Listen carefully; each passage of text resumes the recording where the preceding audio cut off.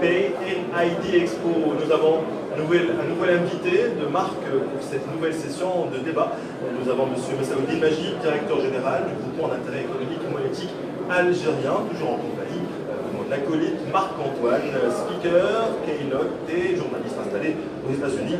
Monsieur Majid, bonjour et merci d'avoir accepté notre invitation. Donc, on va parler du marché algérien, l'un des plus importants marchés au niveau africain. Quelle est justement sa spécificité et quels sont les chantiers prioritaires de votre groupement d'intérêt? Merci. Dans le cadre du développement de la politique, du paiement et de la politique, nous avons quand même, à travers la loi de finances de 2018 et la loi portant sur le commerce, gagné un peu instauré le processus de mise en œuvre de paiement électronique et de commerce électronique. Nous avons quand même beaucoup de choses à développer et à marcher en termes d'offres de services dans le e-commerce, que ce soit dans le développement de tout ce qui est ligne ou bien le processus de paiement de bout en bout quant à la réalisation des opérations d'achat par notre.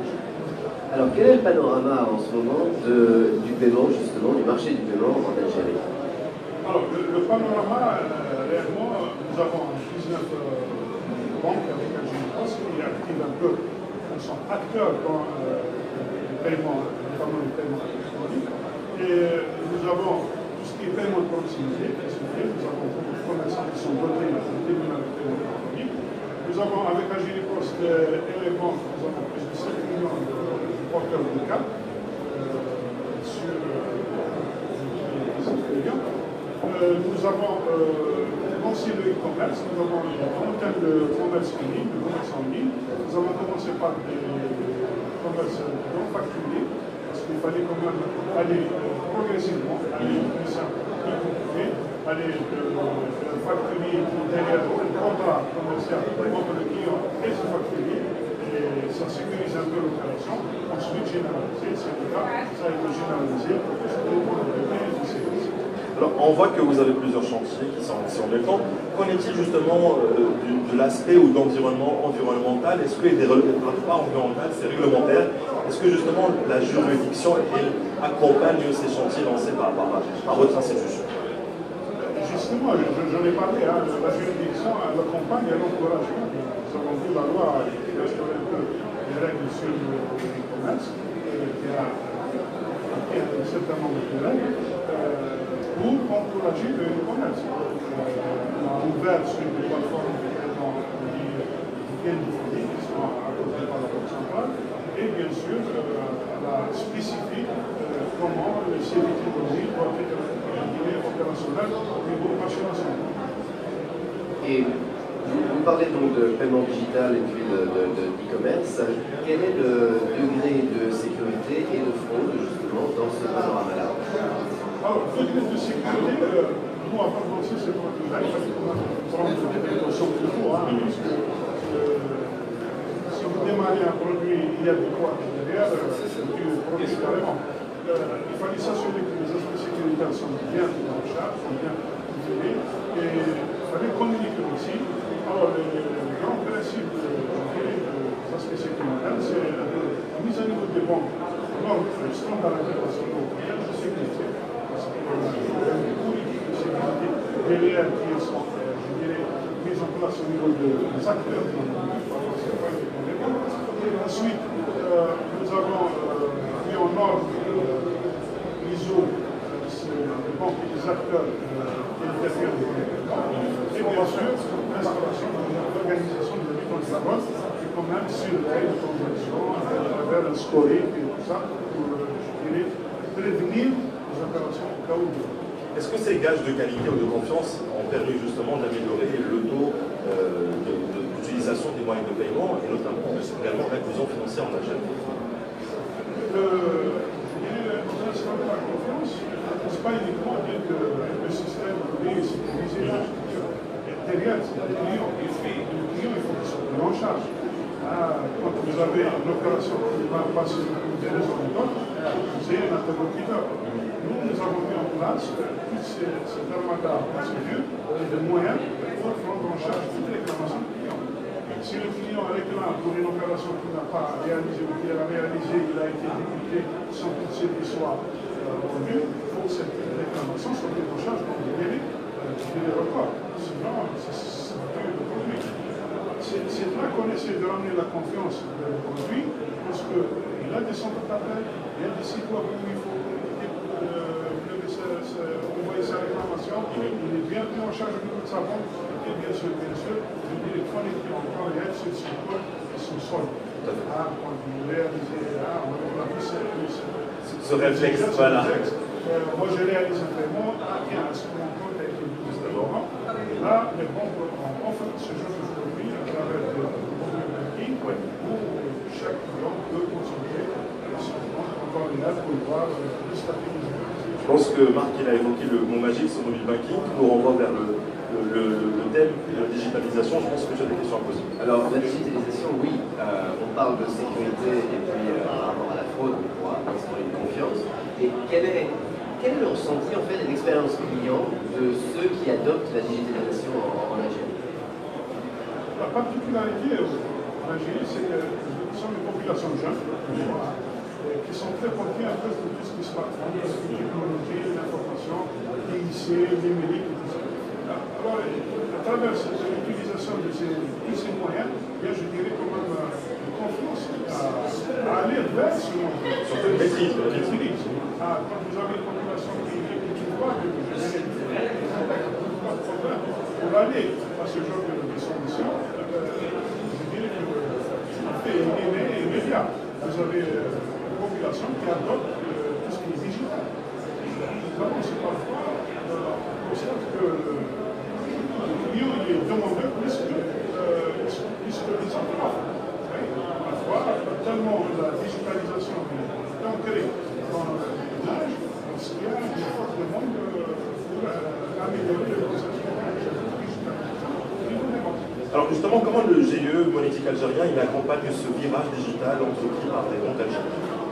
Nous, on intervient surtout dans les paiements. Nous mettons sous l'égide, bien sûr, dans le central, en Algérie, l'école des règles, parce que la particularité en Algérie, c'est que nous avons un acquéreur unique, tous les TPE, toutes les connexions de paiement sont centralisées au niveau du social national.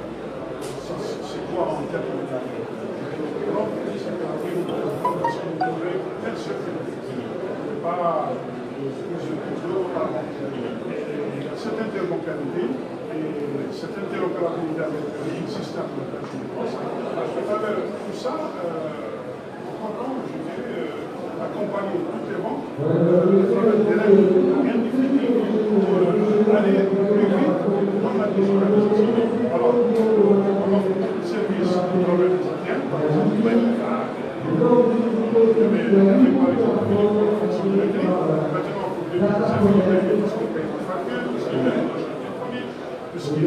exemple, les gens sont dans le guichet, voilà.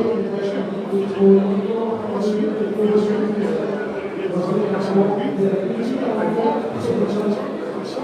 Aussi, le process. Nous avons mis en place la certification de la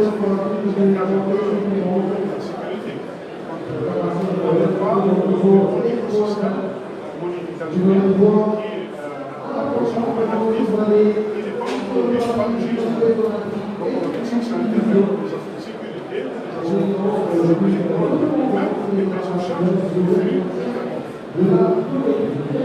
Et au niveau de justement, des systèmes de paiement en Algérie qui sont efficaces et éprouvés, est-ce que vous avez une tendance à adopter des systèmes extérieurs ou à développer les vôtres et à ensuite les exporter? Nous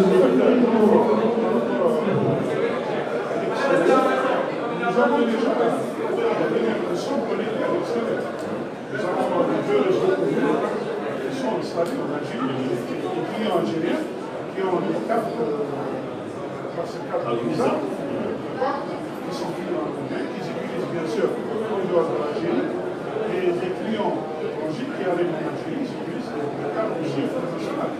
Nous avons un système d'acquisition à l'international qui existe, qui est professionnel en Algérie, et vice-versa. Nous avons des émissions en Maintenant, la mutation, initialement, c'est vrai, puisque l'international, on passe à travers certains opérateurs qui sont prolongés en Algérie. Dernièrement, on a pu certifier notre opérateur centrale sur des certificats sécuritaires au niveau de Mastercard. Maintenant, il pourra prendre en charge en processeur toutes les opérations internationales. J'imagine, on dit que l'Afrique est un cas d'école en termes de mobile payment. Qu'en est-il de l'Algérie? Est-ce que vous comptez lancer, ou vous avez déjà ces systèmes de mobile payment sans contact sur le marché algérien? Nous avons, je dirais, exigé une charge sans contact. C'est le cas sans contact. Normalement, le cas sans contact sera la même chose pour le mobile payment. Il permet que l'idée, c'est de fixer les règles et le modèle. Parce qu'il y a le modèle à suivre, il y a le modèle à recevoir, il y a l'ensemble du texte. Il faut s'inscrire. Nous avons réalisé les règles, nous avons mis en place cette charge et on compte finaliser tout ce qui est immobilier en fin d'année. Est-ce qu'il y aura des agréments qui seront réservés justement à des opérateurs télécoms? Parce qu'on assiste à une certaine hybridation de l'écosystème bancaire avec des opérateurs télécoms qui deviennent des banques et des banques qui deviennent des opérateurs. Je dis qu'il y a un assessment dans les textes réglementaires. Les textes réglementaires au sujet, c'est le problème de ça va se faire après. Et pour le moment, ce n'est pas du type opérateur justement. Ouais. C'est le nouveau paiement, c'est réaliser des paiements à travers son téléphone. Parfois, ça va même jusqu'à virtualiser la carte au niveau du Et dans la prochaine ou 2 prochaines années, quelles sont les opportunités réelles en Algérie pour justement les acteurs qui sont présents à PID 2019 là, quelles sont les opportunités identifiées par vous? Alors, lorsqu'on a commencé à considérer un peu l'écosystème, on a vu qu'il faut développer l'industrie monétique. L'industrie monétique, ça va. Et TPE, c'est-à-dire que nous avons ici 1,5 million de formations.